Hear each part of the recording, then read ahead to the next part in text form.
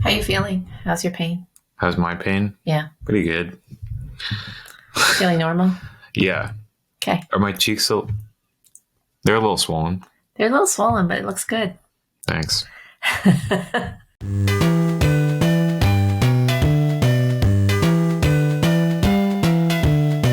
Hi, everyone.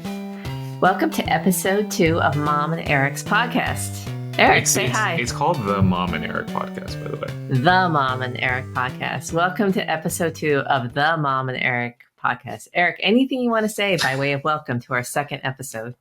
Yeah, hi. This is our first in-person one and probably our last for a while, but we just happen to be in the same place this time. So, yeah. Do you want to talk? Well, actually, before we start talking about the circumstances under which we're doing this podcast, let's first talk about. I just want to say a big thank you to everyone who actually listened to the first episode of our podcast. Very gratifying, especially those of you who are good friends of Eric's. If I haven't met you yet, I'm really looking forward to meeting you, and I really appreciate your comments. I really can't imagine anyone. Any of my peers being interested in this, but a bunch of people have promised that they'll give it a listen. So we'll see. Anyway, they should. They should. You know, it's for all ages. Yes. Yeah. So today's podcast, the subject, we're going to talk about Star Trek. And it's I guess you would call it, they say the original Star Trek, but it's really the Star Trek reboot movie. It was the first movie that was done with the new cast featuring Chris Pine, not so new anymore, but featuring Chris Pine, directed by J.J. Abrams. So we'll talk about that, about the movie in a little bit. But I should note, as Eric mentioned, we are doing this podcast in person because Eric happens to be home. And I did think we should maybe note the circumstances under which you're doing this podcast. Yeah. So just a little background. Eric and I just got back from a trip to the East Coast visiting friends and family. And during these, 5 days that he's going to be here, we suggested that he try to take care of some things like a dentist appointment and TSA pre-check. So at the dentist appointment on Monday, Eric came home from the dentist appointment. And what happened, Eric? Well, just within 24 hours, they gave me a call saying that, you can get your wisdom teeth out if you want. And I'm like, okay, yeah, great. If you want. Who wants to get their wisdom teeth out? Yeah, so, and they were, because I was at the dentist and they were like, you can schedule it for January or something. And on the call, they said, oh, so you want to get it tomorrow? And so they scheduled it for literally the next morning. So, yeah. And here we are. And I have 4 gaping holes in my mouth. It's like those scenes in movies where, characters wake up in a hospital and they're all dazed and stuff. It was literally like the movies. So, yeah. What was weird is that you came off as very calm to me. And it wasn't until you started asking questions about, what it meant to sort of have anesthesia and that you would be getting an IV that I realized that you were actually anxious. But I think that one characteristic that you and I share in common is that even when we're feeling anxious, we're kind of like, what's the point of freaking out about it? Because it'll just make it worse. Yeah. Not like when I, just made my flight, 7 minutes before they closed the doors. I freaked out. Yeah. You were freaking out. I don't want to talk. I was really freaked out. Okay. Anyways. Let's talk about the movie. Yeah, let's go back. Okay. So we're going to talk about Star Trek today. I don't know why we chose to, it just kind of came up as a suggestion. It's one of your favorite movies. It's one of my favorite movies of all time. It is one of my favorite movies of all time. So let's first talk about the environment in which we saw the Star Trek movie. We were, as I said, we were on the East Coast visiting family and friends, and we were at my sister's house. She lives in Pennsylvania, near Bethlehem and Allentown. She has this beautiful house set up on the hillside. And one of the features of that house that you and I both love is the media room. So I'm going to talk a little bit. So I when I was younger, I thought I wanted a big house, and the older I got, the less I wanted a big house. So I don't want, a big mansion. I don't want like the trappings of a luxury life. I will say, though, that one of the features of a luxury house that I have never stopped hankering after is a media room. And even though my sister's media room is outdated, meaning that the projector has not been updated, so the movie didn't look nearly as high def as the current. Just watching on your TV, really. Like, yeah. It's not even as good as that. Yeah, it's not even as good as that. But it's the seats, it's the comfy seats, it's the being in a dark room and it's having a screen. Set off space, right? With stadium seating and the comfiest recliners ever. Very comfy. Very comfy recliners. And Eric doesn't remember this, but I remember when the kids were little and we were visiting my sister and that media room was brand new. I remember watching Sky High. The best first choice, I think. Yes, together. It was. I mean, it made the movie. I mean, I actually love that movie, but it made the movie even better than it seemed. In perfect 720 quality. Yes, in 720 quality, whatever that means. And then some other funny notes about that media room. I remember that the very first moment that I knew my sister had acquired the Lord of the Rings Return of the King DVD, I remember the next time I visited, it was a priority to watch. And I remember watching it by myself because nobody else wanted to sit through a 3.5-hour film with me. And that scene with the beacons lighting across the mountains, where they were signaling Rohan to come and help, that was just so emotional in that media room because it was just such a huge screen for me at that time, and it was such a spectacle, and it helped replicate the experience I had in the theater seeing that scene.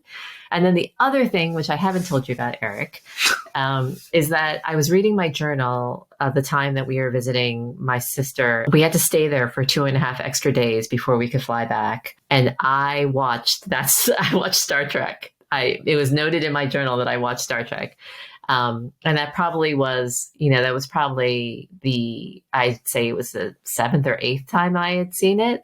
And I was writing about how much I loved it and how much I loved that movie. That is crazy that you have such touching memories with this media room. I do have such touching memories of that media room. Literally, because I remember I had to stay there and all I did was just watch anime. I just binge anime for days. But that's touching, and I think that's cool. Yeah. Do you want a media room someday? Yeah, I mean it would be cool, but it's not necessary. I don't understand people who don't have one actually. Yeah, no money, have an ass. What? Yeah, you do have to set aside a separate room, and you have to make it soundproof, and you have to have the special. And you have to have money. Yeah, it's not. Yeah, it is a lot of money, but it's not as much. It's a whole other. It's a very big space, so I don't know. Yeah, that's true. I will say, just for the record, that the other luxury items that I would want is my own lap pool, my own 25-meter lap pool. Okay, we don't. And then we really need to go into... And then the third item I want, which no one has seemed to have thought of in any of the mansions that I look at, because I look at real estate listings online all the time. But the third item is my own roller skating rink. I would want my own full-size roller skating rink. And then, like the White House, a bowling alley. No, I don't want a bowling alley. Everybody has a bowling alley. Like everybody has a bowling alley. The multimillionaires all have bowling alleys, and I don't understand. Really, that's lame. I know. Isn't that lame? Yeah. It'd be so much better to have a roller skating rink. Okay, so let's talk about the movie. The movie. It came out in 2009. Background of this. I think we should talk a little bit about Star Trek. Your familiarity with Star Trek is limited to what? Literally just these movies, I think, or the Chris Pine trilogy, Star Trek trilogy. That's all I know about Star Trek. I've never seen, the old shows, or I think I've seen references in pop culture, but nothing original. All right, so it should be noted that I am like half a Trekkie. What are you talking about? You're a full Trekkie. Well, from what I know. No, I've watched half of the episodes, I'd say, from the original series. Not a huge fan, gotta say. Thought it was really corny, but in particular, not a fan because I'm not a William Shatner fan, and I know that's sacrilege, but I'm just not a William Shatner fan. I think he's silly. I think he's really, really silly. I'm noticing a big trend where if you have certain personal feelings about an actor, it'll affect how you feel about a show or a movie. Yeah. So What's wrong with William Shatner? His name is funny. What is wrong with William Shatner and the way he acts, Jim? Sorry. Okay. So anyway, not a huge fan of the original series, but I am an absolute rabid fan of The Next Generation. Oh. So The Next Generation, Right. and actually that is a fan favorite. It is considered to be the best Star Trek series. 66. Okay. Whoa! I wasn't even born then. Yeah. Sorry, because I don't even know the difference between the series. Like, yeah, I forgot that there's Next Generations. Yeah. So there's Next Generation, which had Patrick Stewart, Brent Spiner, Jonathan Frakes. I can list them all. Right. And so Gates McFadden. I could go. And I watched all 7 seasons of that show. I love the interaction. Certain episodes I've seen again and again. And the villain of that series, the Borg, that was an absolutely iconic villain. They're the scary creatures, species that basically went around the galaxies and assimilated everybody, just utterly took over and destroyed your culture and just assimilated all your best properties. And so terrified of the Borg, love The Next Generation. I dabbled in some of the series that followed. So I watched Discovery. I watched some of Discovery. I wasn't crazy about it. Watched some of Voyager, some of Deep Space Nine, some of Enterprise. There's just been a metric ton of series. And actually, I watched some of Picard. And then I loved the last episode of this last season of Picard because it was basically a reunion of the Next Generation cast. So I'm a big believer in the Federation. I'm a big believer in what I mean by that is that true Trekkies care so much about the show because they feel like it represents our best selves. So they feel like it represents these principles of collaboration and learning and knowledge that has completely gone to hell in our current society. But it's all about upholding the principles of science and exploration and collaboration and goodwill and understanding. Right. So in order to make it Starfleet, you have to basically embody these principles. And there's also a great deal of cultural respect too. You know, there's the Prime Directive, which means you cannot interfere or shape anyone else's culture. So yeah, I do want to clarify though that I'm a Trekkie. I've never dressed up and gone to a convention, never put on a fake forehead, never tried to speak Klingon, never tried to do that. But something wrong with that? I don't think there's anything wrong with that. Anyway, the other thing I know, but I just feel like it makes me different somehow. Anyway, the other. You're so different. You're not like the other Trekkies. Yeah, and I actually think that my love for Star Trek has translated into why I love Galaxy Quest, which is another movie that I gave 5 stars to, because Galaxy Quest understands that fan passion for Star Trek. It is basically a parody. It's a heartfelt parody of Star Trek. It's a meaningful parody of Star Trek. So that's our background in Star Trek. I know that was a lot. Yeah. So let's start with how you feel about those 3 movies and then focus in, let's laser in on this one.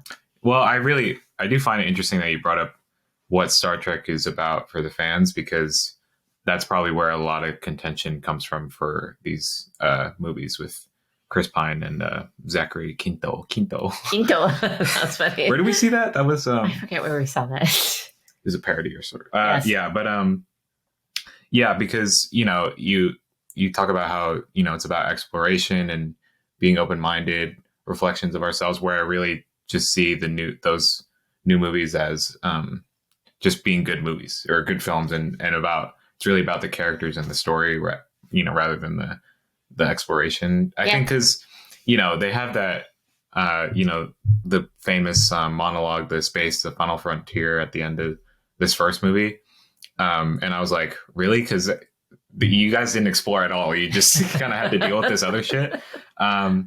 So it's an origin story. Yeah, exactly. and even in Into Darkness, it was about Khan and stuff. So it was sort of mystery. They tried to bring it back with Beyond, I think. Yes.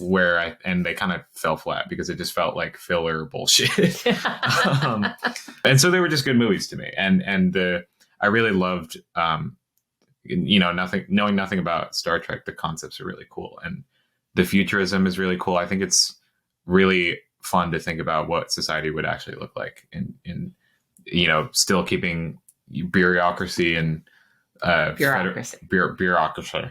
Bureaucracy. Federations, sort of the military aspects of space. Yeah. I think the point of the reboot with Chris Pine was to make Star Trek sexy again, honestly. I mean, I think it was have to have this hot young cast, like doing really exciting, renegade type of thing. Well, we could debate on Chris Pine's we'll debate on that. I wouldn't have to debate on that. I do want to talk about it. But, okay, let's talk about it. All right. So anyway, J.J. Abrams directed this film. You're also not that familiar with the rest of his work. He did Lost. He did. I know I'm busting you, right? I'm busting your lack. You're only 21 years old to my 55. So hey, I saw the first episode of Lost. So yeah. So he did Lost. I watched the other shows that he did, which include Felicity and Alias. These are TV series that he got very well known for. Alias in particular was kind of iconic. So I think well of J.J. Abrams as a director. I think that, and what was interesting to me though, is that he said in interviews ahead of time that he wasn't that psyched about doing Star Trek. He said that he was much more of a Star Wars fan growing up. And so he was so much more familiar with Star Wars lore and backstory. And then he went on to direct the Star Wars reboots after this. Yeah. And I have this theory among my kabillion theories that I have going on in my head, that his lack of history with Star Trek, like his lack of familiarity, actually helped him do a better job with Star Trek than it did with Star Wars. Yeah. Like, how sometimes you're too close to something to do it well? Mm-hmm. I actually think that not a huge fan of his Star Wars movies, and I'm a huge fan of this Star Trek. Yeah, well, with Star Trek, he probably just let, all these other people who are actual fans of Star Trek to, take the reins and he could direct them and just let them do what's actually important for the film. Yeah. So I saw the movie on opening day. I actually took the day off from work to go see a morning matinee on a Friday morning, which was, I never did that. That's what a big deal it was for me. And then I just remember being utterly enthralled when I saw it. So since then, I think I've probably seen it about 30 times. I saw it at least 5 of those first times in the theater, which again is unusual for me to see a movie that many times in the theater. So I kept on buying tickets and I kept on going to see it in the theater. Anyway. How many times do you think you saw it? I think I've seen it a total of like 30 or 40 times. Jesus Christ. I don't think I've seen, maybe The Lion King or something. But yeah. That's a lot. It's a lot of times. Yeah. We watched it from start to finish pretty much. And then we also watched all the DVD extras as well. So let's start breaking it down part by about what we like so much about this. And I'll turn it over to you since I could obviously go on forever about this. Yeah. Like I said, it was really focused on the characters and the story instead of maybe the more interesting lore-y sort of parts of the Next Generations, as I would imagine that they have. And, specifically centered around Kirk or, Chris Pine. And I think it's really great because he's portrayed as he's portrayed as a very sympathetic character. You see the first flashback with his dad and how he goes down with the ship, and then the next Chris Hemsworth. Yeah, the next scene is him driving as a kid a stolen car, and it's obvious that he hasn't grown up with the right influences. His mom is not anywhere, so that makes it when he's kind of when he's hitting on girls all the time or being a drunk asshole or whatever. Right. It makes him more sympathetic, and you kind of understand why. That's interesting. I never actually thought of that. Yeah. I never thought of that as an explanation for him being cocky and arrogant. Well, yeah, because he's obviously absent. He has parental figures that are absent in his life, so obviously that's gonna. I know, but in the original timeline, right? Right. As played by William Shatner, he's still like that. He's still like that, but there's no reason for it. Right. No, yeah, maybe, I don't know. Maybe it's just... So that's why I find this very appealing. Like, yeah, you're right. That's why he's that way. No, that makes sense. Because in the first series, he had no reason to be like that. Yeah. Well, hypothetically, we'll just say that it's just because of his upbringing in this timeline or whatever. Yes, this actually started a new timeline. Yeah. You know. And he's not. It's great because he's not sort of perfect. Like a lot of actors are cast nowadays. Like if you look at somebody like Chris Evans, he's perfectly good looking and looks amazing in every, like as Captain America or whatever, looks amazing in every shot. But in my opinion, Chris Pine is not the most attractive person. And he's also beat the fuck to death in this movie. Like there's so many fights where he's just slogged, and he's also, and he just looks like a frog in some scenes. Like he's like, and his eyes are bulging and the colors are really saturated, so his face can look pretty fleshy, and his eyes really pop out. But yeah, he's just it just makes him super sympathetic, and you want to root for him, even if he is kind of like a dick. I don't think he's conventionally attractive either, and I think the only reason I think he's attractive is because he's such a good actor. So he owns his roles in a way that I find really appealing. I mean, I do think that he's kind of funny looking. One of the, my favorite movie critics said that his lips look like tape. And then I also noticed how giant his forehead is. Like it's huge. Yeah. But just roasting Chris Pine. I know we're roasting Chris Pine. However, I just, number one, I remember that reading that he went to Berkeley, and smart guys are always really attractive to me. He went to Berkeley? Yeah, he went to Berkeley. Oh, okay. And then two, it's something about the way he walks into his roles where he plays it with just the right amount of humility and just the right amount of cockiness, So I thought he was great in that runaway train movie, Unstoppable, I think it is. And then I also thought he was great in Wonder Woman. And there's a lot of backstory about how he worked really hard to make sure that he was a supporting player in that, because Wonder Woman was a star. But he was just great as Steve Trevor. And I've just liked him in everything. And then lately he's adopted this whole 70s lounge lizard persona where he's like walking around with this, shirt and medallions, and I think it's iconic. Like I have to admire that iconic meme from Don't Worry Darling, where he's on the press and his hair is like so funny. It's great. It's so great. It's a great meme. So in other words, to start off, you like the story, you like the acting, you like the characters. Yeah. Let's talk a little bit about the direction of the movie and the visuals of the movie. I think the movie looks stunning.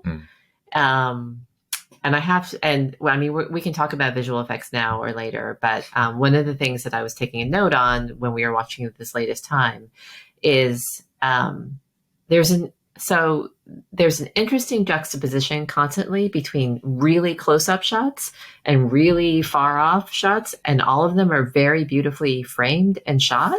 So I think that conveys scale in a way. It keeps on giving you this idea of scale and making you appreciate what space is, this vast emptiness, which I think is unbelievable. Like sometimes you're looking at the surface of the ship, right up close, and you're seeing how massive it is, and then you get this pullback shot where the ship is looking teeny tiny, and then there's a whole bunch of other like wreckage, or the Romulan, mining vessel is right nearby, and you can see how dwarfed the Enterprise is by this giant, mining vessel. So I think that scale is something that he, or the director of photography, did incredibly well. Yeah, I think when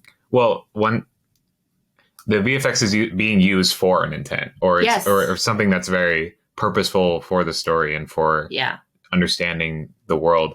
Whereas I think now that VFX is so widely applied to all these big blockbuster movies, it's not an artistic tool anymore as much as it is something to pad like the story, or pad the visuals to just fill in for what could be lacking. My problem with VFX in a lot of movies these days, and this is it's even more transparent when the story sucks, like when there's a weak story and there's weak acting, but my problem with VFX these days is that it looks so messy and flat. So it looks like you're just looking at a muddy painting with muddy colors. The thing I'm thinking of right now is probably the latest Doctor Strange. Yes. Oh my gosh. There was that tentacle monster. Yes. And I was like, okay, like it was flat. It just flat. Yeah, that is the word. It didn't feel like it was adding much at all. It was just like, oh, it's just another monster. Whereas like it's kind of amazing. Like technically, on a technical front, it's amazing that they're able to create something like that and put it in that space. Yes. But the fact that we're not like, oh, wow, that says something. You know, So there's a juxtaposition of close-up shots and, you know, these scale shots that are they're dollies. They're gorgeous. Sweeping. They're gorgeous, and they're also, you know, they're set off. They set each other off really well. Another example of the scale piece, that the shot that sticks in my mind, is when the Enterprise is hiding in the atmosphere around Saturn to avoid being detected by the mining vessel, and you see the Enterprise rising up out of the fog, and that's so fucking cool. Like it's so, and you actually feel like you're looking at a giant ship. Mm-hmm. It's just amazing. The other thing I want to say about VFX is that I think that the production design of this does an incredible job of balancing real things with CGI things. So the biggest example I would have is the photon torpedoes. You actually see people loading, like closing the photon torpedoes and putting the torpedoes in and then closing them. And I was thinking, God, they really had to do it in that manual way in those days. Yeah. Like, really? It wasn't automated? You can't just push a button and be like, load photon torpedoes. You had actual people putting them in. Yeah. But yet it made it seem real. It made it seem like there's a whole engineering apparatus that is making this ship somehow miraculously fly through space. And also it justifies the staffing, like again, this is a scale question, but you get an appreciation of the fact that there's like, I don't know, thousands of people on board the Enterprise, all doing their own work, all doing their own job. Everybody has a job, and it's some guy's job to load a photon torpedo. Perfectly fleshed out. Yes. Yeah, and that will just bring me to another thing, which is knowing that there are thousands of people and that everybody has a job. It also reminds you, like, a big thing about Star Trek is you always know who the senior staff are. You always know who the senior team is, right? Yeah. And so chief medical officer, the ship's counselor, the chief security officer, these roles. So the fact that you can appreciate the fact that there's thousands of other people doing their jobs is kind of cool. Yeah. And Next Generation was great at that. And series. Something that's interesting is that I feel like it is so fleshed out that it leaves a little bit of room for people to question, like, how some things are happening. I think that they definitely take some leaps in terms of, how the hell is Chris Pine, who is just about to be, expelled basically for cheating, how is he making it all the way up to, the captain's deck? Yes, there are lots of plot holes that are covered up. Yeah. And, some of those plot holes were actually, they were explained in the deleted scenes. I stayed and watched. Mom didn't. You only watched the, the sound and the score featurette or whatever. But the deleted scenes had some of those gaps filled in. But, if you consider all the other stuff we were talking about, like, how good the story is, how good the acting is, and how good the VFX and everything else is, you're supposed to just not care about that. That's in my opinion, because once you go into that more, like from what I saw from the deleted scenes, it's just not necessary. It just makes everything longer. Like there was a deleted scene where, because he cheats the test, and because somebody could be asking, how did he do that?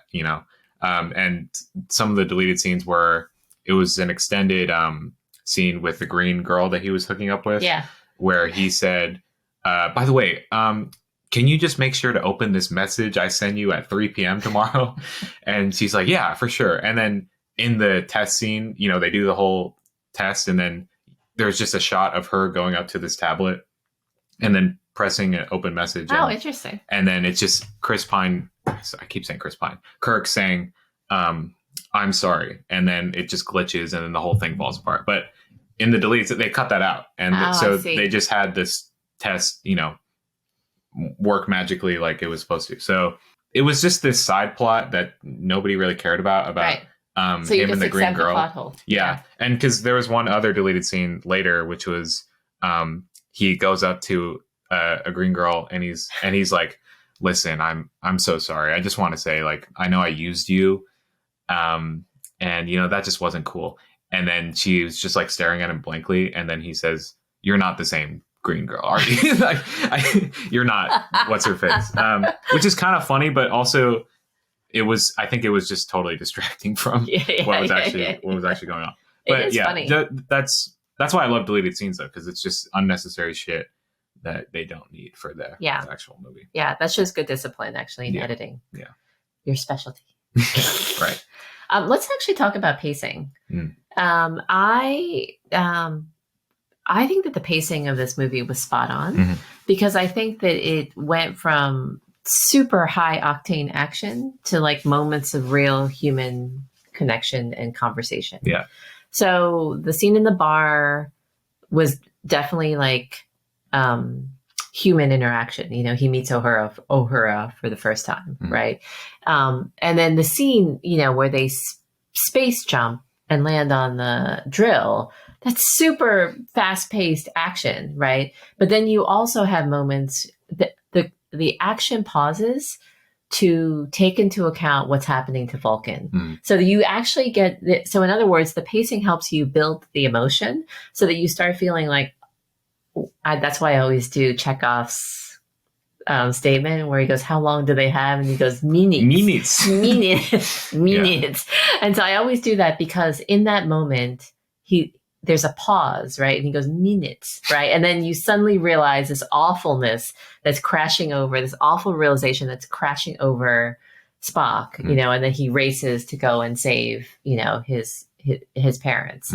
And so, but there's so many examples like that I can point to where the pacing, it speeds up and then suddenly it pauses. And I think that so many films get that wrong. So many films get that wrong. Barbie got that wrong. I mean, Barbie's pace was like do most of the time, right? And then, but sometimes it should have slowed down more, and sometimes it should have sped up more. But something that really helps with that is the score, which we were we need to talk about that. Yeah, we need to talk about that. Yeah, oh my god! Just every time that the main melody comes in, especially in the intro, yes, and then those like, drums. And I think the drums are so great.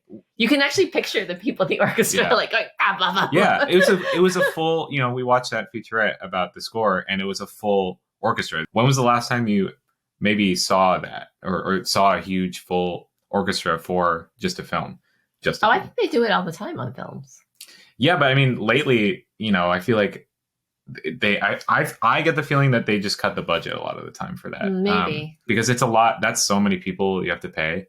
And unless you're, huge blockbuster movie, you won't be going for that. But even those huge blockbuster movies are spending more on, VFX and other stuff than they are on, just a great score. I mean, I think one of the exceptions nowadays is probably Ludwig Göransson.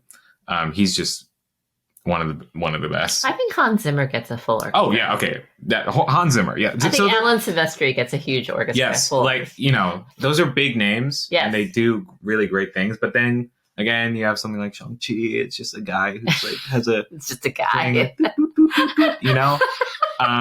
just a guy. I mean, how? Just a guy in a synthesizer. Yeah. Yeah. I mean, the score for. Okay, I don't know what I'm saying. All I'm saying is like. It's the timing and the tempo is really great. Yes. In Star Trek, it helps carry those transitions. Yeah. Really well. So it's an unbelievable score for this film, no question. We really should name the composer, who's Michael Giacchino, who actually recently directed a Marvel short, all on his own. So I think directed. He directed it. It was a black and white little horror film that's on Disney Plus, and I have not yet watched it. I didn't know that. But Michael Giacchino, to me, is really well known because he did the score for Up. It's one of the most famous pieces of music, which is Married Life, which I play on the piano, and it always makes me cry when I play on the piano. Do do do do do do do do. I love that. Great. So much. Anyway, I love Michael Giacchino. I think he's a genius. And I think that he did a really amazing job with the score. And one of the things I love the most about the score, in addition to just how it makes me feel, is that it is all its own thing for this new movie series. It's entirely original, yet it has these powerful callbacks to the theme of Star Trek's, like the iconic themes. The first original series and the Next Generation, they all have these sort of stirring, triumphal notes to them, but this one sustains it throughout throughout the entire movie. I loved that extra that you and I watched. Oh no, that was about the sound. We'll talk about that next. But I also love the extra about Michael Giacchino and how he designed different parts of the score. Mm-hmm. I did not appreciate movie scores until you became a film student, and you called my attention to certain things. Cool. So, and I did not know the different themes. For example, I didn't understand that the movie score for Endgame had different themes that were like called portals when they stepped out of the portals. I didn't understand that Captain America had his own theme, and then I started thinking, oh wait, I remember this from Captain America, and they played it every time he was on screen, and so I started recognizing the fact that I know that music is a huge deal when it comes to setting emotional motifs, but I don't think I truly appreciated it until you and I started talking about it so extensively. But I think that the Star Trek theme now has to sit as one of my favorite all-time scores. Mm-hmm. It's so great. Yeah, it's so great. Yeah, and then there's the use of it and the non-use of it. Yes, which is super. Yes, important. I wrote that down too. Yeah, because I think a lot of movies now will just kind of lay out a score over the whole. That makes me crazy. Without really putting much thought into it. Like for real emotional moments where you just want to hear the characters talking or you want to just sit and be with them in the moment, then you take the music out. But when really dramatic stuff is happening on screen that's so cool, so awesome, you want to play it up and turn it up. I guess one of the scenes I'm thinking of is when Spock is in the elevator and what's her name? Uhura. Uhura. Thank you. I reckon is one I thought it was. problem. I thought it was. No. I just thought you messed me up with the pronunciation. Uhura. Yes. But when they were in the elevator, and he had just lost his planet, and we didn't really know that they were romantically involved yet. I don't think. But that was the first indication. Yeah, but they subtly revealed that. But also, just it's not really about that. It's just about her being there for him when that whole thing is transpired, and the score, you don't hear any music, and it's just them in the elevator. It makes me crazy when the score plays during a big emotional dialogue scene. It makes me crazy. Mm-hmm. And it makes me crazy when you have this big booming score that never lets up until you feel like you're being pounded. Yeah, I hate it. Yeah, I really like when quiet is used effectively with booming sound. And we should talk more specifically about the sound design for this film in a little bit. But I loved this, just hearing the sound of the engine when you first catch a glimpse of the Enterprise through space. I love hearing the sound of the elevator in that scene you just talked about between Spock and Uhura. Uhura. We should just do a supercut of me going Uhura. And then I think that in those moments, you either get total silence, which is a really good representation of space, this booming silence, this emptiness of space, but you also get a moment where the sound design really gets to shine. So let's talk about the sound design, because it was extraordinary. Yeah, especially when they cut it out completely for some shots where they're just in space. They're the shots where the ship is... Or the hull or whatever is, damaged and people start flying out. And then when the camera follows them into space, all of a sudden, all the sound is just completely removed and it's completely silent, which I think is so cool. Yeah. It was just like Oppenheimer, making the bomb go off. The bomb. Yeah. Yes. So we watched the extra on the sound designer. I hate to say that I don't remember his name at this very second. Ben Burtt. Yeah. Yeah. Ben Burtt. Legend. Mm-hmm. Well, because he's done the Star Wars movies. Oh, yeah. Indiana Jones. Yes. WALL-E. Yes. I mean, he has like the biggest catalog because he's the one that, well, I don't know if he created them per se, but he at least utilized a lot of techniques for blaster sound effects, and all this. You know, they went on a whole tangent about how much research he did. Yes, so much research. Going through Paramount libraries just Yeah. to find what sounds they actually use for the original Star Trek series, just so that he could apply that to the new ones, but also add his own thing. And he was talking about it so casually, but it's like sounds like hours and hours of work. Hours of work. Which is pretty amazing. So, you know, I wanted to say that again, just like I didn't appreciate score before until you became interested in film school. I didn't appreciate sound in the same way. So, number one, I remember that Sarah, my favorite movie critic, explained the difference between sound engineering and sound. I forget what sound mixing and sound editing. Yeah, something like that. Sound editing and like there's two categories that are recognized by the Academy Awards, or were before they cut them out and reinstated them. But so she explained the difference, and I can't remember it off the top of my head. But then I was thinking, oh, that makes sense. And then when I went on college visits with you, and we went to see film schools. That was the first time that I ever saw what a Foley studio Yeah. Foley studio was. So Foley studios, for you non-filmites out there, are these completely soundproof rooms where you get to make the noises that represent, you know, the sound effects in your film. So cool. Didn't realize even you needed to have a thing. Most of the time it's just, I would say it's probably, all right, not most. I mean, a lot of it is just footsteps.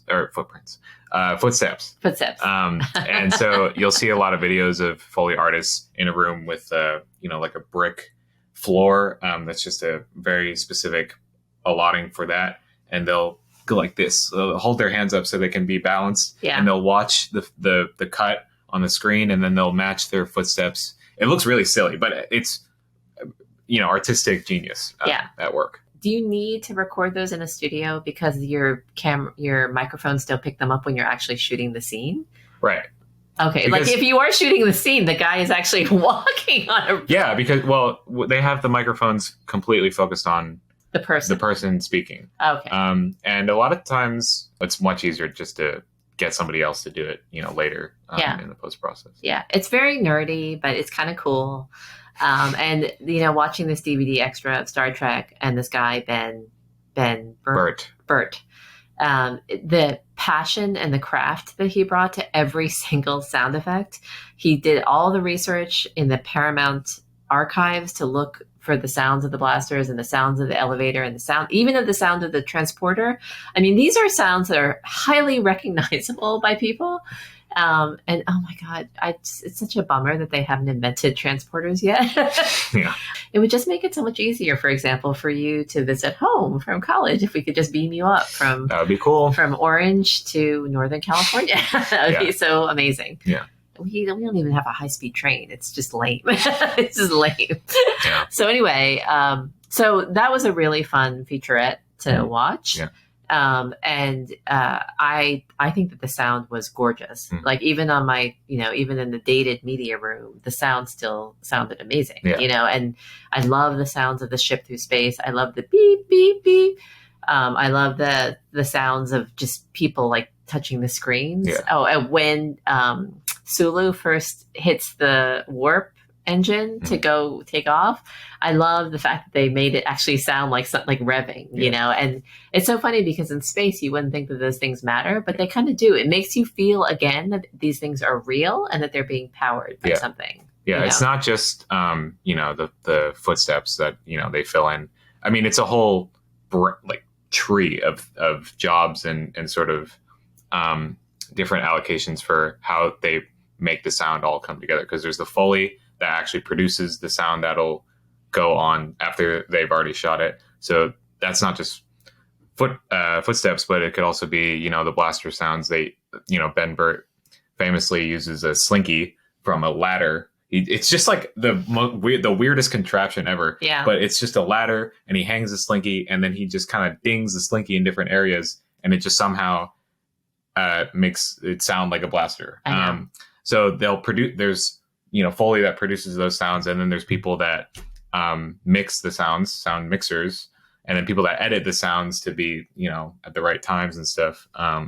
So it's a whole other, and in the featurette, it makes it sound like, oh wow, this guy just did all the sound. That's pretty cool. It's like So hundreds creative. of people.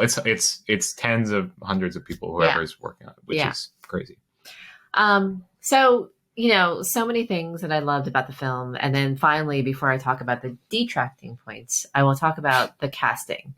I loved Zachary Quinto.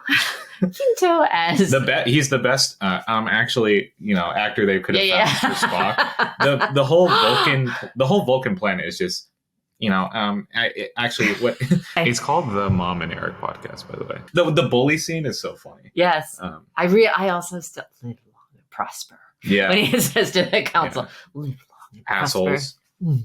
Screw you. Yeah, live long and prosper. Like you're giving your Vulcan equivalent of the finger. Yeah. And so it's funny because actually I'm watching Spock right now on Strange New Worlds, which is the Pike series. So this is Captain Pike as a young man, and the Spock in this one is played by Gregory Peck's son, Ethan Peck, and he's pretty good, and he's utterly different. I actually think that Zachary Quinto's Spock, I think that his is the most like Leonard Nimoy. So I'll just say that right there. He is the most he's the most plausible when it comes to Leonard Nimoy. However, many people felt that Zachary was so identified with his role as Sylar in Heroes, the TV series, about superheroes. And that was a very dark series. And he played a very dark character. It was very creepy, actually, who he played, because he was basically a serial killer. He would just kill people with superpowers and take their powers. But I did not have that problem. Number one, because I stopped watching Heroes because I chickened out. I got too scared by it. So his Sylar didn't imprint as deeply on me. And I thought he was great. And then Zoe Saldana, who's been in every billion-dollar franchise there is, great as Uhura. And Drumline. Great movie. Great in Drumline. Yeah, great in Drumline. Yeah. And then you used to have a little bit of crush on her, huh? Oh, what do you right now? She's great. Love her. Well, she's getting up there. Gamora, She's getting up there in years. So? Okay. And then all of the casting, Anton Yelchin, who we saw in Joshua Tree. Rest in peace. Rest in peace. I know it's so sad how he died. And then John Cho as Sulu, amazing. Love the Asian line. guy with the sword. I know, love the line. What are your combat skills? Fencing. He almost looks like he's a little bit high when he says it. Yeah. He is like fencing. Well, he looked pretty proud to say that. Like it wasn't like a problem that it was just fencing. Carl Urban as Bones. Great as Bones. He was so good. So good as Bones. It's funny because, I don't know these original actors that they are basing it off of. So when we saw a featurette about the casting and they compared the new actors' performances with the old ones, it was spot on for Carl Urban, which I thought was so funny. I'm a doctor, not an engineer. Yeah. Oh, what did he say in this movie? He said, "I'm a doctor, not a physicist, Jim." Anyway, that's a classic line from Star Trek. And then last but not least, we have Simon Pegg as engineer Montgomery Scott, who's great, just great. Jim McCoy, Carl Urban is Jim McCoy, and then Simon Pegg. Simon Pegg is great as Montgomery Scott. Hilarious. Could I get a towel? Can I get a towel? Can they have sandwiches in the future? Something like that. Anyway. And also let me just call back to the pacing scene, that scene where they land, where they're beamed aboard and he has to get them out of the water pipe. An amazing scene because you're just like waiting with bated breath. Yeah. And then it takes place in a matter of seconds and then it all slows down again, Okay. I really love this movie. I love it so much. And who's the original Spock actor that they brought back to play old Spock? Leonard Nimoy. Leonard Nimoy. Yeah, he was great too. He's great. He's great, except for his dentures. A lot of people talked about his dentures. He could barely talk. What? He could barely talk around these gigantic fake teeth that he had in this. But other than that, he was great. Okay. Anyway, all right. Let's talk about what was wrong with the movie. Yeah. What do you want to start? Okay. I'm sure you have more to say than me. No, I mean, I don't think there was much wrong. I guess if we go back to the plot holes thing, The Laurentian system, Yeah. the whole fleet just conveniently happens to be in the lower. It's just gone. Yeah. That's weird. I think people's complaints, because I understand what it's like to have, something to be in the Laurentian system, to have the whole fleet there. Exactly. No. All your eggs are over there. You command this entire fleet of starships, and so you're going to stick all these cadets, these like raw cadets, on the flagship of the Starfleet. Well, I mean, I don't know. Maybe nobody wanted to be in Starfleet. They were short handed. I don't know. But yeah, so stuff like that. But I understand what it's like to have your your series that you love so much. If you're an original fan of Next Generation or the old series, I can imagine any new interpretation of that you're going to have some issues with. My favorite book is Ready Player One, and the movie was great in some ways, but really bad in some other ways. So I understand what that's like. So I bet that's where a lot of people's complaints come from. And I really do understand if people thought that they didn't really capture the original essence of Star Trek as much, because they weren't really exploring or doing anything interesting like out in the world or in the universe, because they were just focused on this whole we're changing the timeline thing. Some people might find that ridiculous. If anything, I don't know, I guess Chris Pine's face sometimes. No, I'm just kidding. I don't know. So things can resolve kind of quickly sometimes, but I think that more contributes to a good, entertaining blockbuster than it does to everything has to be specifically correct. Or done right. Yeah. I do have to mention the fact that I don't think that Winona Ryder would have been made a Vulcan elder, given the fact that she was the main reason that Spock was discriminated against by all the Vulcans. Yeah. So how does she somehow attain this? That's weird that the Vulcans would be like, oh, just because you're married to an elder, you get to be an elder. And this is why we give you so much shit all the time. Yeah. It's funny, though, because most of her scenes were cut out. A lot, like probably... a good third of the scenes that were cut out were scenes of Winona Ryder having lines, which is so funny because there was Spock's birth scene. Whoa. Yeah, that was a scene that was cut out. It was literally just... What was it? Is he going to have pointy ears or not? No. She was just holding him, and the dad was like, I was thinking we'd call him Spock. And she was like, Spock. And he's like, you don't like it? And she's like, well, yeah. And then that's it. That's the whole scene. Weird. And it just was not necessary at all. And then there's one kind of part where, how you were talking about how Spock was like, oh, they'll be in the cultural center. Like, yeah. They're all of them are going to be in the cultural center. Why is she in the cultural center? That's right.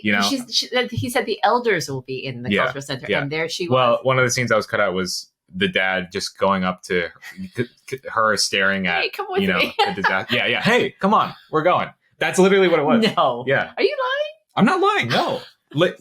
I'll show you after, but that was one of the scenes. Weird. Yeah. But they felt like they didn't need that, because why do we need to know? Obviously, the mom's going to be. They felt like we didn't need to know that because, hey, come along is a really flimsy reason to take somebody into the cultural center. Yes.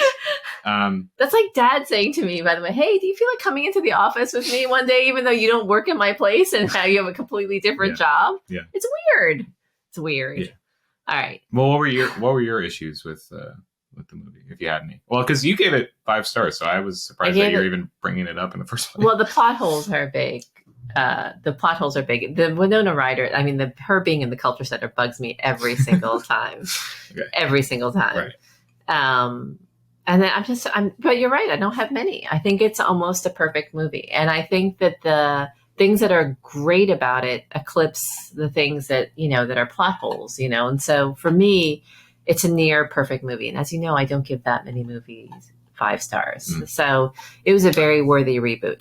Something I'm seeing, or I saw with Star Trek 1 and then Into Darkness, was you have to have one sort of male gaze scene. Oh, where, that's a problem. In the first one, it was... Chris Pine's looking at Zoe Saldana undressing. Alice Eve, or whoever that was, the actress. For the second one, you mean? Yeah. Where she's like, turn around. Yeah. She's, full exposed shot of her body. It's like, all right. Yeah, I know. There was in the deleted scenes. I keep bringing up the deleted scenes, but in the deleted scenes, when Chris Pine is looking at Zoe Saldana under the bed, they actually left it a little longer in the uncut one where we see her full ass in that shot. That's so cool. No. Service to the fanboys. Yeah. So I think it totally, detracts from what's actually good about the movie. Yeah. I guess, it's the female characters are not the strongest. I think Aurora is great in the second. Uhura! Whatever. She's great in the second movie because she has more of a role. I think she has more of a role to play in the second movie. But yeah, I guess, male gaze. Yeah. I'm a little bit sad about what happened with this series because the first one was incredibly well reviewed, did incredibly well at the box office. And then the second one was somewhat well reviewed, and the third one was not well reviewed. And then in addition, the studios and streaming services and everything like that, they've been going through such evolution and changes and disruption that the only Paramount really wanted what they called, a tentpole franchise that they could keep on going like Marvel had. But Paramount found Mission Impossible far more profitable than Star Trek because of just how the second and third one did. And so, which is a shame. The cast got super close. They were all really sad when Anton Yelchin died. And there were plans for a fourth movie featuring Chris Pine and Chris Hemsworth together, and in one of those time movies where somehow he gets to meet his father and have an adventure together because of these different overlapping timelines. But I think that idea or that concept, I even think there might be a script for it, but it's like dead in the water. Yeah. It's not happening, and it bums me out. I would have been interested in that. I think Chris Hemsworth is the only Hemsworth who can really act. Sorry, Liam. And sorry, Liam. If you're watching, we're sorry. Sorry, Liam, if you see this. No, disrespect, but you can't really act. Anyway, not looking forward to your season as The Witcher at all. So I think Chris Hemsworth is pretty memorable in that initial sequence. I just keep on hearing his voice going, Tiberius, what? that's a terrible name. Yeah. What? He's a lot younger. He's really young. Yeah. But he also does this whole thing about, you can see him trying to be stalwart, and do his job while at the same time being terrified and being devastated that he's about to die, And so I think he does that really, really well. I would have loved to see the two of them together, but right now Chris Pine is getting way too old to do that role again. So I think that it's over, and I think those three movies are all we're going to get. I did think it was wrong. I don't think we're going to talk about Into Darkness and Beyond ever, because they're not really worth doing a podcast episode about. So I'll just say that I think it's kind of lame that they use sabotage in both this movie and in the third movie as well, Beyond. Like, why do you need to use this? There are other Beastie Boys songs, and there are other songs like that. There are other songs like that. Both were used really effectively, by the way. Like, it was great to see Sabotage used in The Swarm, and it was great to use Sabotage, when he's driving that car down. I love Sabotage. I just don't think it has to be used in every movie, like in every scene like that. Yeah. I mean, there are other. Well, JJ just loves the Beastie Boys, I guess.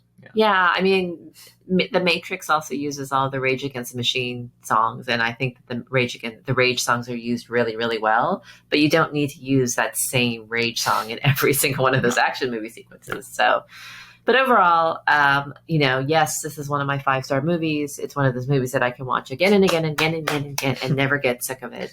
And I want to offer just a note of gratitude to my sister's media room. So I've now watched Star Trek twice in that media room, and maybe someday we'll have one, Eric. Yeah. Maybe someday you'll have a house with a media room. Yeah. Well, we'll see. And we'll watch Star Trek together. That would be a good callback. Wouldn't that be great? Yeah. I release you from your obligation to take me as your date to the Oscars should you ever win. Why? because I think there are other people. Number one, I was already planning on that. What are you talking about? Number one, if you are nominated for editing, you're going to be seated way in the back because that's where they see the tech people. So I won't even be able to see anybody. Those aren't even going to be the good seats. So. Yeah, that's right. So I'm going to be stuck in a 4-hour show, like seated way in the back.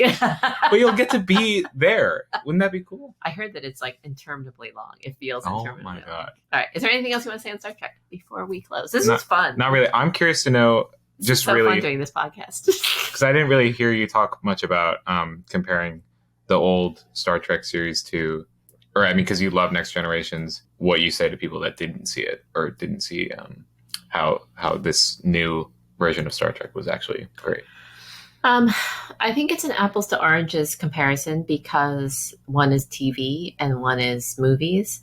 So I think that TV, you build a different connection to the characters because you have more time to build a connection, to feel this relationship to them. And so, but I do think that this film managed in both the casting and the quality of the movie. I think this film managed to stay true to the spirit of Star Trek and true to the spirit of the characters as they were first cast without being an imitation, like a cheap imitation. They kept on saying that over and over again in the casting discussion, which is that they said over and over again, like, you're encouraged to do your own thing and not just do an imitation. They said that to everybody. They apparently wanted to free everybody. There are a few moments where Chris Pine does sound like William Shatner, and I'm so grateful that they were just a few moments. But that last moment where he comes onto the bridge as the captain of the Enterprise and he goes, "Bones, buckle up." That is classic William Shatner.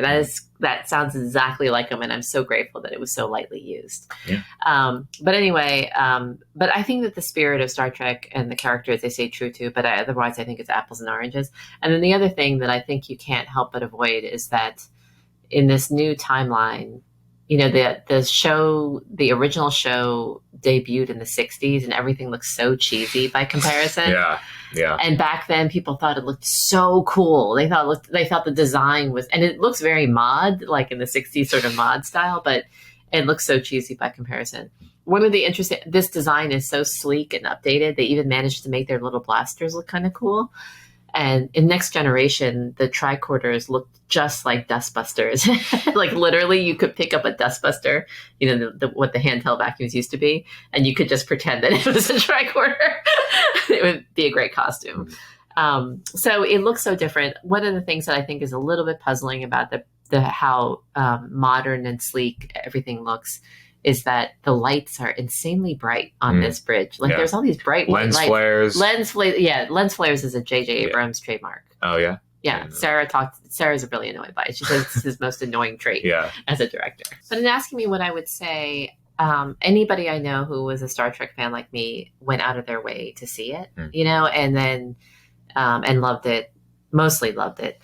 And then there were a few. I was posting about it a lot when I first saw it on Facebook, old people's social media. And I was posting about how much I loved it. And after I'd seen it for the 5th time, I remember some random high school friend of Dad's reached out to me and said, I had to go and watch it after you talked about seeing it 5 times. And she said, it was so funny. It is a great comedic film. Mm-hmm. And she said, I in particular died. Good jokes. Yeah, she said, I died at the sequence. She goes, I died laughing at the sequence where he was, he had these giant hands. Yeah. He was running around with these giant hands. She goes, I could not stop laughing. And she goes, I completely thought it was worth it. I'm not a Star Trek fan. What did Bones call Spock again? What was the goblin? Pointy-ear goblin. Pointy-ear goblin. Yeah. Which might be a little bit racist in this day and age. Anyway, I'm kidding. I'm teasing. You heard it here. I'm playing the woke mob. Yeah. I've been having a lot of conversations about the woke mob and who are the woke mob. So I just thought I'd cosplay the woke mob. But you mentioned your friend said, since you were talking about seeing it 5 times, that's definitely where a lot of my love and admiration for this movie comes. I think I just naturally love a lot of movies that you show a lot of love to, and it's very hearing you talk about things you're passionate about in general. It's just very nice and great. But that's why I love Galaxy Quest. That's why I love Star Trek. That's why I love a lot of movies. So when I think about it in that sort of lens, it makes it just a really enjoyable experience. These movies are always just like, so you can always put it on and you won't turn it off. If it's ever on TV, you always, it's just one of those movies where you always watch it for at least an hour or something. But, you know, I remember this is one of my mom's favorite movies. And you mentioned, you mentioned Return of the King too. That scene is now my favorite scene because you just talked about how much you love that scene. It's not even one of the greatest or most triumphant scenes in the whole movie, but it's just one of the most artistically compelling. So that's lovely to hear, Eric. And I'm afraid that I do not give you that same appreciation because Eric. Hey, that's what this is. That's what the podcast is for. So. Right. Eric asks me to watch things and I end up liking them very much, but probably not. I don't catch fire maybe in some of the same ways that you do. I don't know. I mean, I did love the second and third season of Avatar, not the first because I thought it was too jokey and Aang was just a little bit annoying in that first season. Yeah. But I do think that the series finale of Avatar is one of the greatest episodes of TV I've ever seen. And then good Cowboy Bebop I thought was beautiful, like beautiful animation. It might have left me a little bit unmoved though. Like it was an artistic achievement, but I don't think I was caught up in the characters or the story. I've heard a lot of people say the same. So. Yeah. And then Young Justice, great watch. And you noticed, why am I always watching the cartoons at his request? Sing Street was another one. Yeah. That was a good recommendation. See, now I'm coming up with more examples where and we'll have more, like The Hobbit. And then, which will be the next episode. I don't want to watch the Hobbit movies. We're definitely going to get to it. Just I don't want to watch the Hobbit. It's getting to be like a bit now, so we're going to have to. It's going to be like flogging me to watch the Hobbit movie. All right, Eric. It's on. Okay, yeah. I'm going to conclude. Thank you to anyone who listens to this. We completely appreciate it, and feel free also to leave comments, maybe on our YouTube videos about what movies you would like us to focus on during these podcast episodes. And I also know that we've already received a request to do a tier ranking, which I guess we'll do, but Eric had to explain to me what a tier ranking was. Yeah, it's just ranking things greatest to worst. I know, it's literally not the hardest concept. Yeah, but for example, S ranking is the best. That makes no sense whatsoever. Okay. It's okay. I love you. Love you too. Bye, everybody. Thank you. Thank you for listening. And we'll see you next time.